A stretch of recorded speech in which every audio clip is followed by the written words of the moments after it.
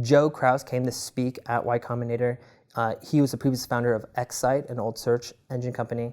And then eventually he did his own new start called JotSpot at the time, which was like this freemium software as a service wiki company.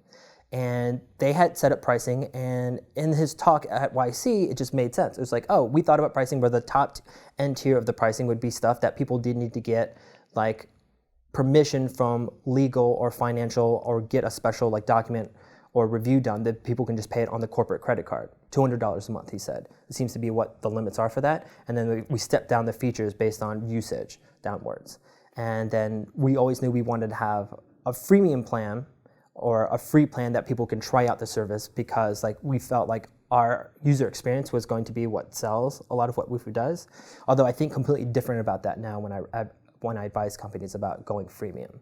But that's how it started. It's just starting with his pricing. We're like, that made sense. And then we figured out the tiers, like where was going to be the cutoffs for the functionality, just based on looking at our competitors. Like, here's what they do. Can we be more generous? Do we have a guess on like what's going to make us different or what have you? And I think one of the best things that we did is we offered plans that offered unlimited forms. Because it was this idea is like you get them hooked into this idea that you can use forms for anything and everything. And yes, everyone's going to come in on one vertical or one very specific use case. But if you have it, the idea is like, oh, there's an unlimited resource of these things, which it kind of truly is, because the marginal cost of building another form, allowing people to make another one, it costs us nothing. And so like it's easy to be generous on that. But what we want to do is like hook them in, where like now everyone in the organization is using Wufoo for all different kinds of use cases. And then they start thinking about problem solving in the Wufoo way. It's like, oh, I can use Wufoo for this. I can do this for this, or do this for this.